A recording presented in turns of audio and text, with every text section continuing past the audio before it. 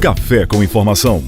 Oferecimento Teresina Shopping, Governo do Estado, Sesc Senac, Lens, locação de móveis e objetos.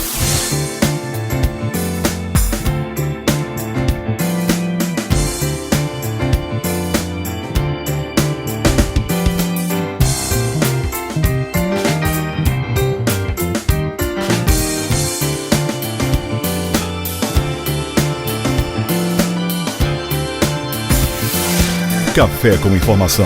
Apresentação: Arimateia Azevedo.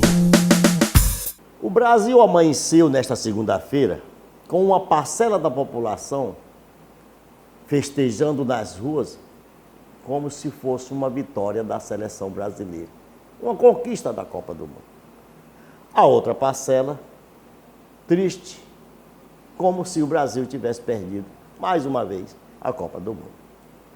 Essa é mais ou menos a sensação que se tem em função daquele espetáculo que a Câmara dos Deputados produziu e que resultou na cassação, ou que, aliás, resultou na aprovação do impeachment da presidente Dilma. Bem diferente do que foi o impeachment, o afastamento de Collor, que se viu ontem, o que se viu neste domingo, foi uma divisão, o país dividido. Embora todos conscientes da grave situação econômica do país, mas parece que na Câmara havia só um objetivo: caçar a presidenta por conta de supostas ou reconhecidas práticas de irregularidades, principalmente essa história das chamadas pedaladas fiscais. Eu estou aqui com um cientista político, Kleber de Deus. Nós vamos pegar outro viés da questão, bem diferente dessa história de que é culpada, inocente, ela foi vítima ou não de tudo o que aconteceu ontem. Kleber, na sua avaliação de cientista político, o que ocorreu ontem no Brasil? Dá para se dizer que houve um fato histórico, essa decisão da Câmara? Peraí, observando a história política do país, certamente que esse é um segundo momento que o Congresso avalia o julgamento de um presidente da República e desse aspecto não há como... É de fato uma grande questão e é um momento decisivo para o país, em razão do que você já mencionou. A situação socioeconômica do país é muito complicada, há uma presidente completamente fragilizada em termos de sua base de sustentação e um processo desse, que alguns talvez chamam de traumático, eu tendo a ler de uma maneira diferente, eu acho que talvez, se há razões para caçar ou não caçar, isso tem que ser investigado independentemente de quem seja. Eu acho que isso tende até a aperfeiçoar o sistema político e é evidente que não permaneça exclusivamente no caso da presidente, como há vários outros presidente do Senado, presidente da Câmara, etc., que estão sendo investigados. Então, se acontecer um prosseguimento dessas investigações, é claro, eu penso que pode haver uma melhoria significativa, de fato, do sistema político brasileiro, um aperfeiçoamento. Eu quis dizer aqui a história da diferença em relação ao que aconteceu em 92 com o presidente Collor, porque naquele tempo eram 503 deputados, votaram, se não me engano, uns 480, e desses 480, apenas 30 e poucos, acho que entre ausências, abstenções e votos pró-Collor, talvez não chegassem a 50. Então, uma diferença muito grande. E você via nas ruas, com os chamados cara pintadas, quer dizer, um movimento muito gigantesco da população. Era, em uníssono, a população pedindo o afastamento do Collor. Nesse, com relação a Dilma, deu para sentir o divisor de águas. Deu para sentir que, de um lado, né, havia aquela efervescência das pessoas torcendo pelo afastamento e os outros fazendo a defesa. O que se pode esperar do Senado? Será que o Senado... E, aliás, tem mais um detalhe. A grande maioria achando que esse julgamento não teria uma consistência jurídica, moral, porque o cidadão que estava por trás dessa cassação é o cidadão que está a caminho da cadeia, que é o Eduardo Cunha. Aí eu lhe pergunto, chega no Senado, teria condições do Senado avalizar aquilo ali ou o Senado pode barrar? A probabilidade geral, diante da imensa votação que foi, esmagadora, vamos dizer assim, a maioria, os 2/3, foram 367 votos, mostrou... E 140 e pouco... Foi 367 a 137. Sim, mas teve as ausências, né? Sim, as ausências, foi umas três ausências, 143, 143. Então, o que mostra o quê? Uma extrema fragilidade da base de sustentação de fato do governo, e faltou uma articulação política muito forte nesse aspecto, porque imagine, bem ou mal, ela está no terceiro ano de governo, tem ainda a possibilidade de articulação com o ministro, com os vários estados, e principalmente uma coisa que eu observei muito na votação, quando se viu o mapa. Quer dizer, no Nordeste, só ganhou no Ceará e na Bahia. E no Norte, a base de sustentação da Presidente da República se esfacelou completamente. E tinha um dado que a gente não pode esquecer, é que essa votação basicamente refletiu literalmente a votação do Arlindo Quinaglia, quando foi lançado, quando o Cunha ganha a eleição para presidente da Câmara. Arlindo Quinaglia teve 136 e agora teve 137 votos. O que significa que essa presidente ela não conseguiu se comunicar com o Congresso Nacional e principalmente montar uma base consistente. Você sabe que isso é um governo de coalizão, né? Um governo de coalizão muito então, amplo. Muito frágil. Muito frágil, porque você não governa um país com 31, com 32 partidos. E ontem, realmente, como você mencionou num ponto importante, chega a ser um espetáculo a maneira como alguns se manifestam. Aquilo ali você vê a qualidade, de fato, de como o nosso parlamento precisa ser melhorado e a população qualidade para baixo. Uma qualidade muito baixa, e a população tem que atentar para esse ponto, porque do contrário fica muito difícil até de prosseguir para pensar outras questões. Mas de fato qualquer governo que venha a partir daí, qualquer decisão, eu acho que o Senado dificilmente reverte uma situação dessa, até porque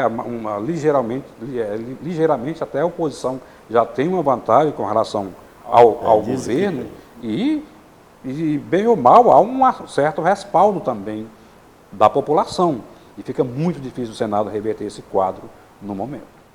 Você falou aí a respeito de que ela não teve os votos que precisava, inclusive dos estados, onde a pobreza, o governo se vê mais presente, né, nos programas sociais.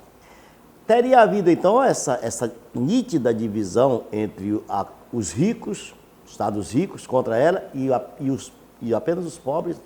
Não, eu acho que foi exatamente, ela perdeu, a avaliação do governo foi equivocada, porque onde eu achava que exatamente, o discurso era montado porque havia uma parcela significativa da população que teria se beneficiado de determinadas políticas sociais, que houve isso num determinado momento. Só que esse efeito esvaziou. Tanto quando você pega a votação do Norte e do Nordeste, você viu que ali o governo, a base esvaziou completamente o seu apoio. Né? Aqui mesmo no Piauí. Aqui no Piauí foi rachado, foi 5-5 a votação. Não é isso? Então, quer dizer, que perdeu esse equilíbrio, e não dá para dizer que hoje o governo tenha mais possa mobilizar esse discurso, porque perdeu o apoio na Câmara e perdeu também o apoio popular. Mas o interessante é que naquele espetáculo, naquele espetáculo circense, eu diria, os deputados, teve um até que quis colocar o próprio filho, né, para votar por ele, que não seria permitido. E a agressão de quem estava votando, ainda que votando sim, contra o presidente da Câmara, reconhecidamente corrupto, porque já foi denunciado, está indiciado e produzindo toda aquela cena, mostrando o seu braço forte, né, da coisa, mostrando, e aí criando aquela expectativa, não sei se ruim, de que vai ser, ele é o segundo homem na escala de poder. Ele assume na condição de, como presidente da Câmara, a presidência da República na vacância ou na ausência do presidente. O que você diria, Kleber, sobre o que se fazer num caso desse, tendo inclusive o presidente do Senado também sendo investigado com 7 inquéritos? Ari, isso é uma coisa muito complicada para a democracia brasileira, porque você tem um presidente do Senado que vai julgar agora, que vai ter que receber a notificação da Câmara, e se vai acatar ou não, tem que ser formada uma comissão, que vai avaliar agora o mérito completo do processo de julgamento, do impeachment, para poder afastar a presidente ou não. E, de fato, aí gera um problema ético. Legalmente ainda não estão condenados ninguém, mas isso tem um limite ético. Em qualquer outra democracia mais consolidada, isso não iria acontecer. Isso certamente não. Mas é complicado, porque mais de 20% da Câmara também responde a algum tipo de processo. Não, tem muito mais de 20%. Eram 113, 118, algo assim. É muito alto, isso impõe limite ético. Agora também volta a um ponto que nós precisamos, da sociedade, também cobrar isso, né? Mas o Senado, legalmente, tem as prerrogativas, tanto que o rito processual foi seguido todo, o Supremo referendou, etc, etc.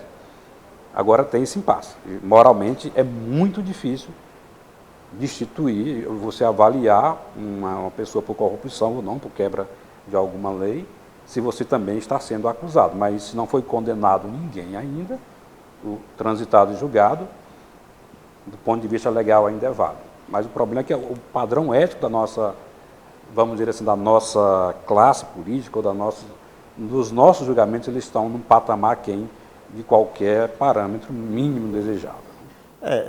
Mais ou menos se dizer assim, claro que lá tem exceção, mais ou menos os corruptos caçando um suposto corrupto, né? Aliás, teve até um lance interessante da deputada que apareceu aos brados dizendo que votava em homenagem ao meu marido. Aliás, muitos falaram o negócio de minha mãe, minha família, muitos, claro, em Minas. Meus filhos, minhas esposas. E essa, em homenagem ao meu marido, quer dizer, como se querendo passar toda uma honradez na história. E no dia seguinte o marido amanheceu preso. Né? Isso foi muitos claros em Minas Gerais, se não me engano. Vi a notícia hoje de manhã, está circulando nos portais, nos principais jornais do país, que realmente aí você vê como é difícil fazer um julgamento desse. Né? E aí, claro que há deputados completamente, vamos dizer, inexpressivos do baixo clero. Imagine um governo que não tem um respaldo popular, que vai negociar com este Congresso, com essa Câmara ou com este Senado. Como é que ele vai fazer? Vai literalmente ser na base da barganha, só da nomeação de cargo? Não terá sustentação qualquer governo que enverede por esse caminho. E também, hoje me convence de que tem que se reduzir partido no Brasil, tem partido demais, não dá para ter 31 partidos, todos têm acesso a fundo partidário, a televisão. Aliás, ou você diminui isso, ou você não governa esse país e não governa o Estado.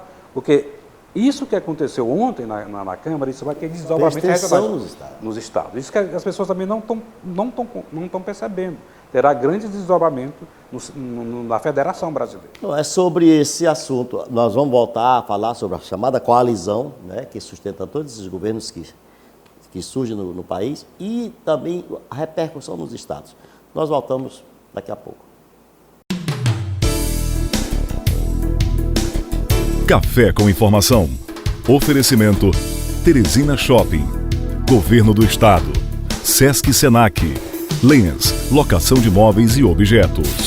O lugar para estar, o filme para ver, o café para tomar, os momentos para distrair, o jeito de surpreender.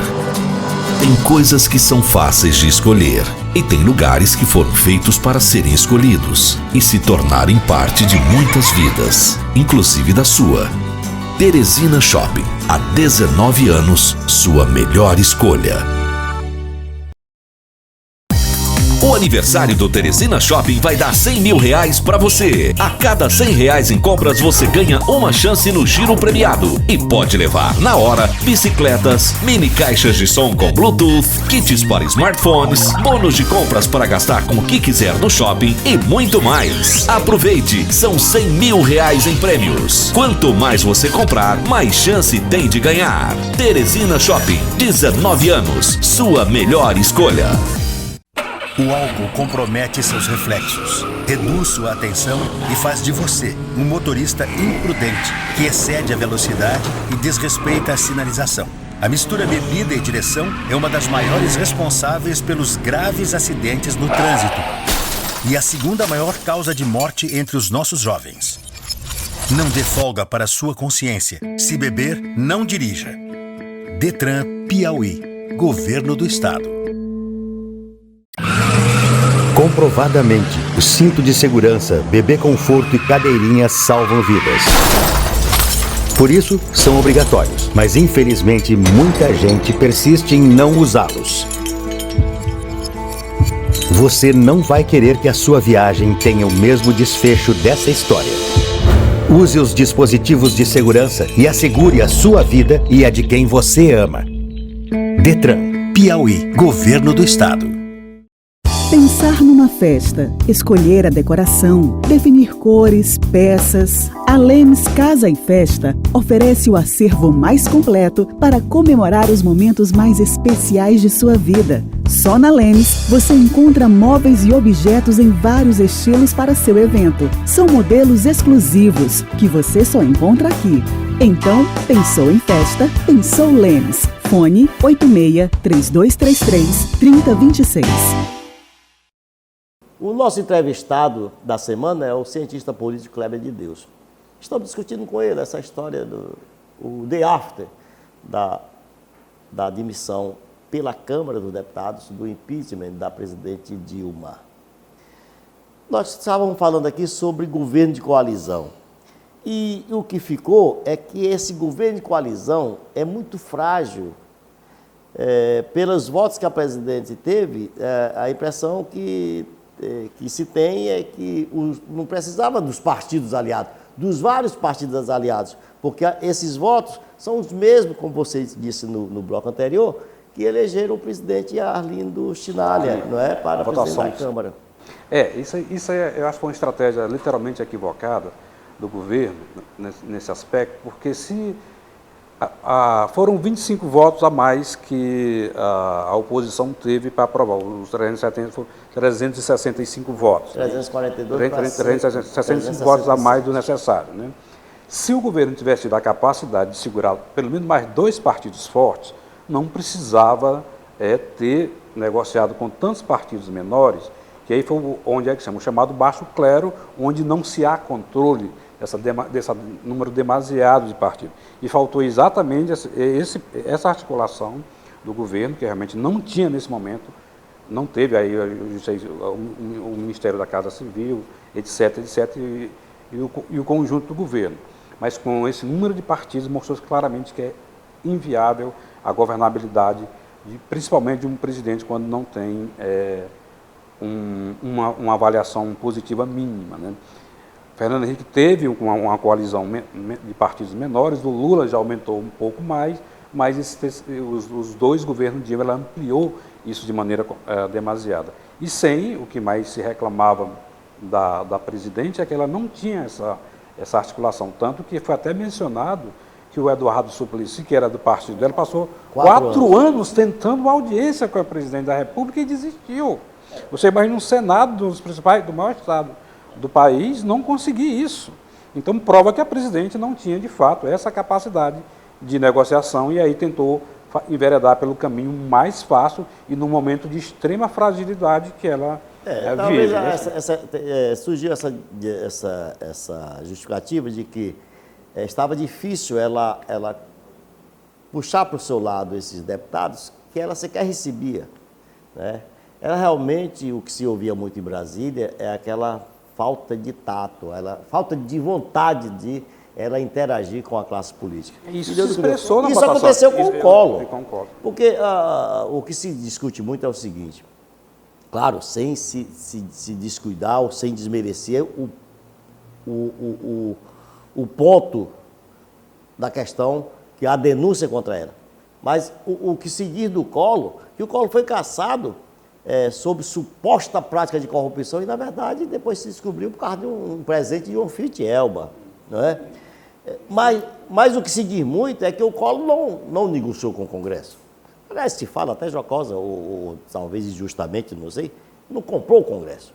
Ele não se deu bem com o Congresso. E também, Ari, no caso do Collor, a gente tem que lembrar uma coisa. Nós tínhamos acabado, foi a primeira eleição que o país teve, foi em 89, o Brasil acabava de sair, promulgada a Constituição em 88, tem a primeira eleição geral para presidente, e o Collor foi eleito por um micropartido. E o Collor, de fato, tentou ultrapassar, queria conversar diretamente com a população, não queria negociar com o Congresso. Então, era um sistema partidário que ainda estava nascendo, diferente do momento atual, que você tem dois grandes partidos que balizam ainda a competição no plano nacional, que é o PT e o PSDB. Né?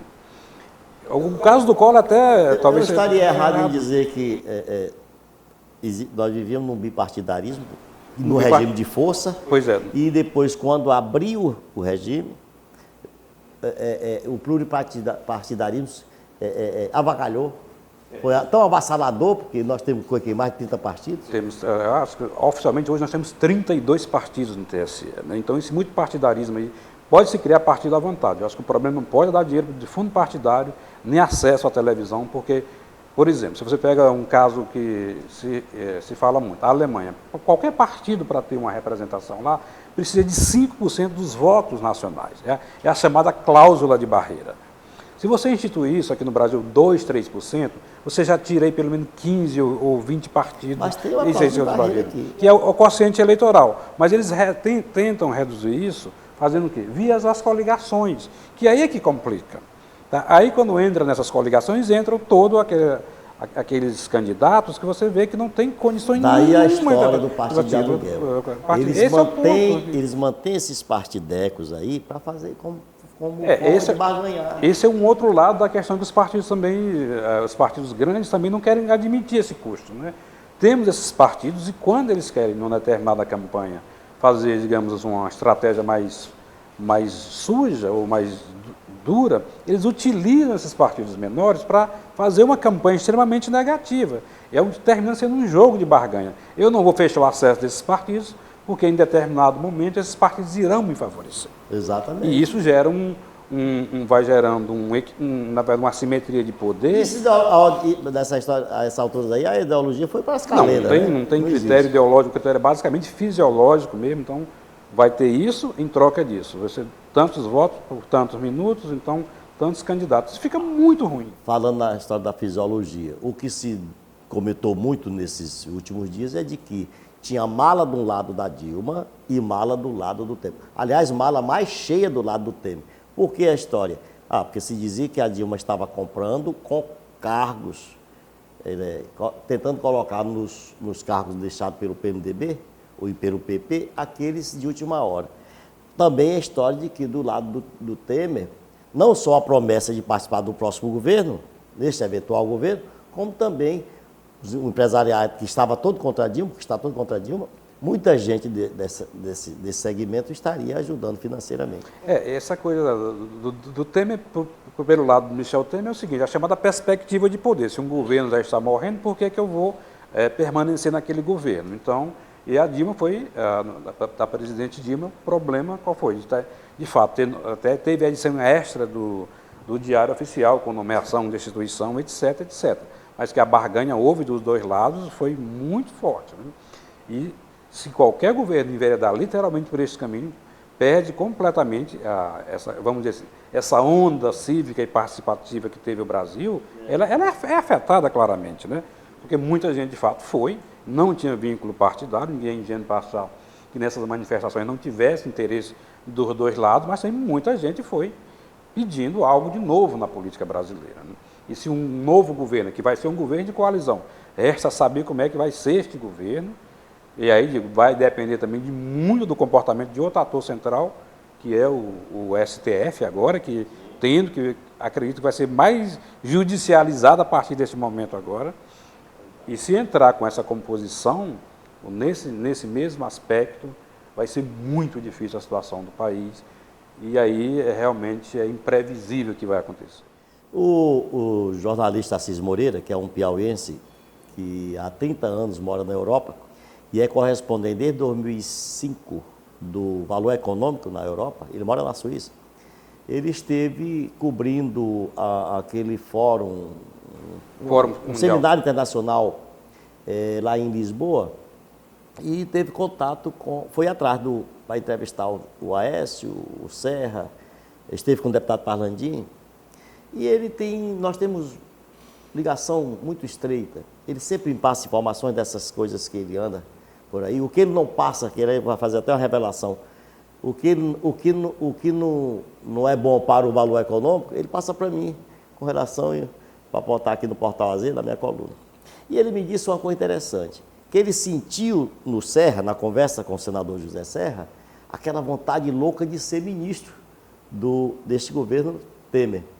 Bem diferente da conversa que teve com o Aécio, porque o Aécio não quer entrar nessa história. Mas também não é por nenhuma virtude em si, é porque ele aposta no quanto pior, melhor para o Temer, nesse governo Temer.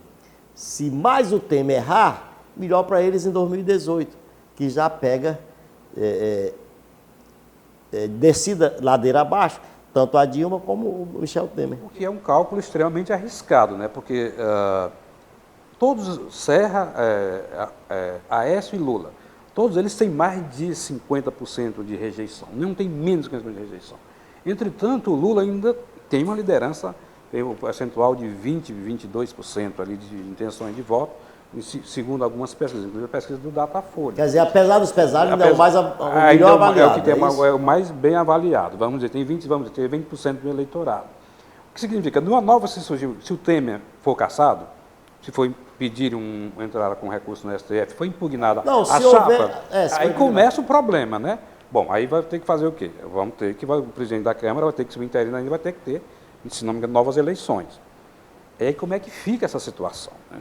Então, se apostar no pior-melhor é algo muito complicado para quem estiver fazendo esse cálculo. Pode ser que funcione, pode ser que não, mas que vai ter problemas desse governo, também não tenho dúvida nenhuma. Porque creio que também agora o PT irá acirrar a oposição a um governo eventual, se for propor de fato nessas bases. Ao máximo de que o PT, como governar, ele não é bem a sua praia, mas fazer oposição, jogar pedra na rua, eles fazem bem. Isso aí, bom, eu diria que esse ponto, assim, por ter sido muito tempo oposição e por hoje ter passado quase 16 anos no poder, ainda está no poder, isso foi uma coisa que o partido também não percebeu, né, que ele não deveria ter uma atuação diferente, e a proclamada militância se profissionalizou. Então, quando ela se profissionalizar, ela meio que engessa a estrutura, e os chamados movimentos sociais também se atrelaram ao Estado, né? Perderam essa autonomia completa da sociedade civil. Isso enfraqueceu demais o partido, né? E gerou, talvez isso possa ter gerado uma consequência perversa, que foi exatamente a política do toma lá da cá, que tomou de conta de uma maneira escancarada do governo. Professor, e a consequência disso no Estado? O que pode mudar no Piauí, tendo o governo do PT e lá em cima, sob o comando do PMDB? Ari, aqui para o Piauí é muito complicado, porque se hoje que é um governo do Partido dos Trabalhadores, que está aqui no exercício do governo estadual, nosso Estado depende mais de 50% de repasse de verba do governo federal. Continua como sempre se diz, com o Pires na mão. Não tem como fazer uma articulação maior. E você veja que a própria votação da nossa bancada foi 5-5, né? Foi 50% e 50%. Né? E eu não creio que vai ter, visualmente, tem o seguinte, de ter arranjo, a nomeação de cargos, de determinados cargos. Mas em termos de política pública, fica muito difícil o governo até propor alguma coisa nesse momento, porque outra questão que deve se colocar, o que é que esse novo governo que se aparecer quais são as medidas, quais são os projetos, quais são as propostas que esse governo irá propor? Né? Ponte para o futuro? Ponte para o futuro. Que que aliás está sendo descortinado. Diz que ali é uma verdadeira...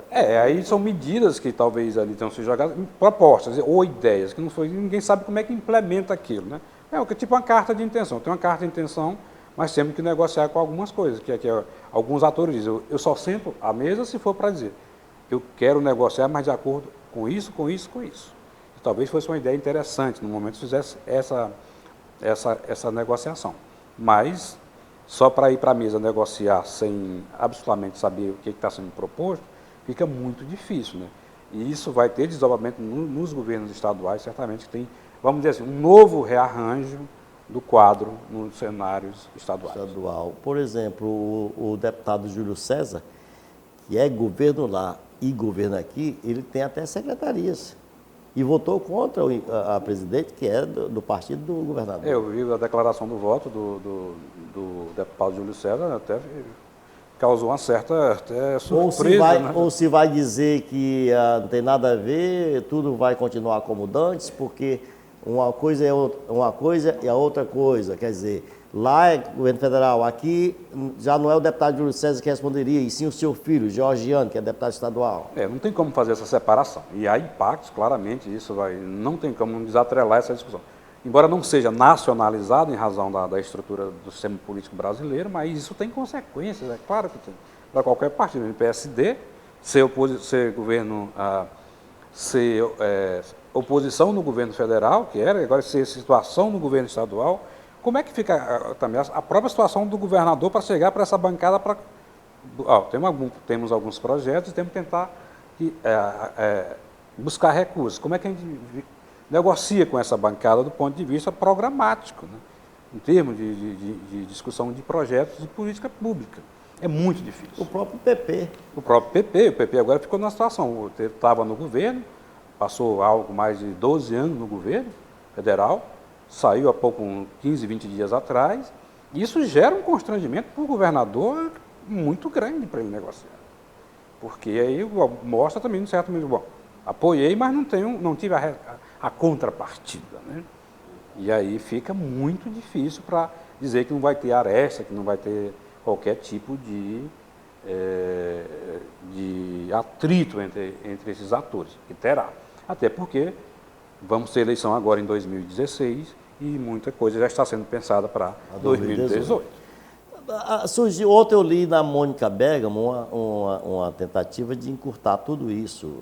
Estariam sugerindo à presidente que ela encaminhasse para o Congresso, não sei se essa altura já dá tempo, ou ainda poderia fazer isso, para propor, já para esta eleição, para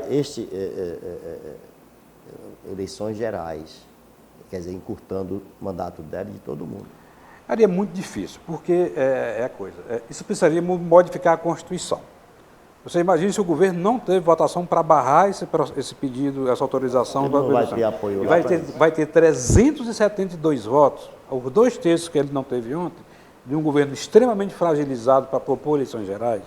E alguns atores concordam, outros não, mas isso eu acho muito difícil nesse cenário, é praticamente impossível que isso aconteça nesse cenário político brasileiro de agora. Então, o governo não tem essa base para propor essa medida tão drástica, vamos dizer assim. Professor, eu quero agradecer pela sua participação aqui no Café com Informação. E nós voltamos na próxima semana. Café com Informação. Oferecimento Teresina Shopping, Governo do Estado, Sesc Senac, Lens, locação de móveis e objetos. Café com Informação. Apresentação Arimateia Azevedo.